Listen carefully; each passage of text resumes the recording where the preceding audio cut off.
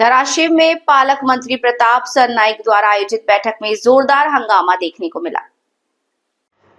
धराशिव में पालक मंत्री प्रताप सरनाईक द्वारा आयोजित बैठक में जोरदार हंगामा देखने को मिला। बैठक का आयोजन पवन चक्की ठेकेदार और किसानों के मुद्दों पर चर्चा के लिए हुआ।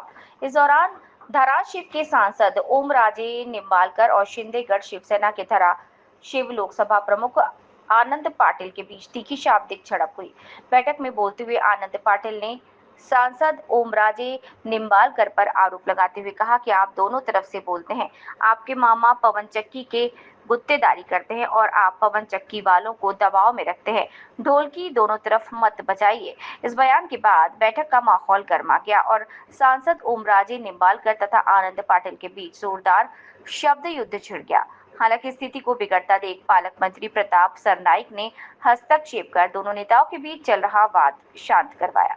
गौरतलब है कि सांसद ओमराजे निंबालकर ने हाल ही में ये बयान दिया था कि पवन चक्की प्राधिकरण में धराशिव जिले में गुंडागर्दी बढ़ रही है। इस पर पलटवार करते हुए आनंद पाटिल ने बैठक में सांसद का जोरदार विरोध किया। दरम्यान खासदार ओमराजे निंबाळकर आणि तुमची शाब्दिक चकमक झाली, नेमकं कारण काय?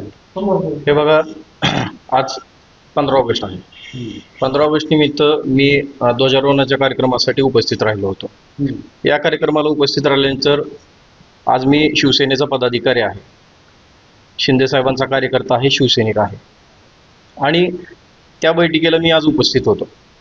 आणि साहजिकच आहे, पालकमंत्री आल्याच्या नंतर आम्ही आमचे जे काय आम्ही जे इथं म्हणजे युवा वर्ग असल्यामुळे, इथले भूमिपुत्र असल्यामुळे आणि राजकारणात सक्रिय असल्यामुळं प्रचंड मित्रपरिवार माझा मोठा आहे.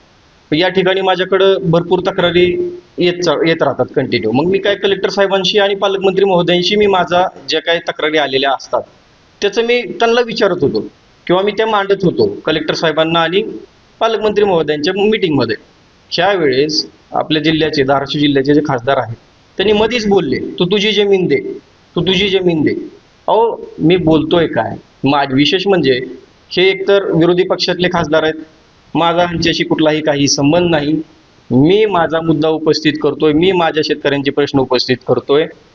कलेक्टर साहेब असतील आणि पालकमंत्री साहेब असतील यांच्याजवळ मी ना ह्यांना प्रश्न विचारला ना मला ह्यांच्याकडनं काय अपेक्षित होतं.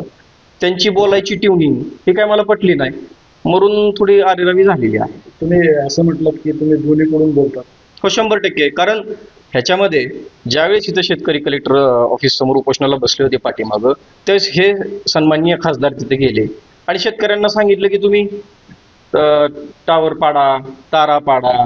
मग मला काय म्हणायचंय, धाराशिव जिल्हा हा आकांक्षित जिल्हा आहे, इथे इन्व्हेस्टमेंट आलेली आहे किंवा हे बघा कसं आहे, ह्या सगळ्या गोष्टी करत असताना ते खासदार आहेत, त्यांनी अशी भाषा नव्हती वापरायला पाहिजे होती, टावर पाडा, तारा तोडा. कारण हे केल्याच्या नंतर आपल्या गोरगरीब शेतकऱ्यांच्याच मुलांवरती केसेस होणार आहेत, ह्यांच्यावरती होणार नाहीये. मग ह्याला जबाबदार कोण? म्हणजे आमच्या जिल्ह्याचा पहिल्यापासून तुम्ही विकास तर केलाच नाही, तुम्ही तर कुठला प्रोजेक्ट आणला नाही. तुम्ही सामंजस्यपणानं मार्ग काढा, एकत्रित बसून मार्ग काढा किंवा कलेक्टर साहेबांपाशी मिटिंग लावून किंवा एसडीएम साहेबांशी स्थानिक लेवलला मिटिंग लावून ह्याच्यात कसा तोडगा काढता येतो, कायदा व सुव्यवस्थेचा प्रश्न निर्माण न होता हा प्रश्न कसा मार्गी लागतो हे बघायचं गेलं सोडून. नाही नाही, तुम्ही टावर पाडा, तुम्ही हे करा, वरनं सांगायचं गुंडाराज लोक करते. अरे गुंडाराज कोण करतं? तुम्ही तारा पाडा, टावर पाडा सांगता तुम्ही, मग ही तुमची गुंडगिरी नाहीये का? तुम्ही काय करायला लागले? कायदा हातात घ्यायला लावता काय सर्वसामान्य शेतकऱ्यांना भडकून तुम्ही? ह्या पद्धतीचं एकतरी त्यांचं वागणं आहे. आणि धाराशिव जिल्ह्यात कुठल्याही महत्वाच्या मुद्द्यावरती मीटिंग चालू असली की हे थोडंसं आक्रमक भूमिका घेतात, गोंधळ घालतात.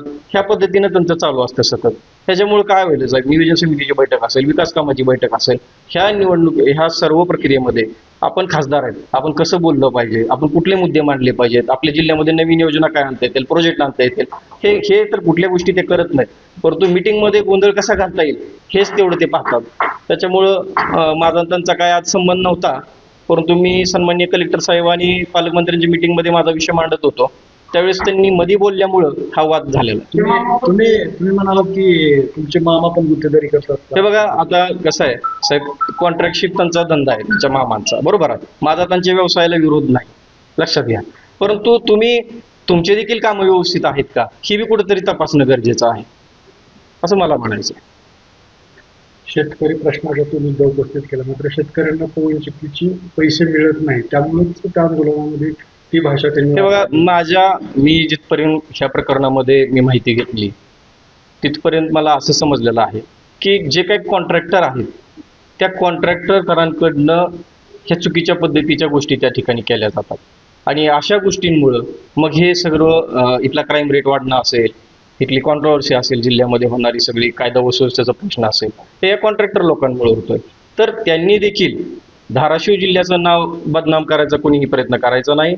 चांगल्या पद्धतीनं काम केलं पाहिजे, शेतकऱ्यांना मावेदा चांगला मिळाला पाहिजे आणि ह्याच्यातून ह्या धाराशिव जिल्ह्यामध्ये जी काही इन्व्हेस्टमेंट येत आहे आणि त्याला कोणीही बदनाम करायचं काम यांनी करायचं नाही. ज्या चुकीच्या गोष्टी झाल्या असतील त्या कायद्याद्वारे तुम्ही सुधारायचा प्रयत्न करा आणि माझा न्यायव्यवस्थेवर कायद्यावर विश्वास आहे.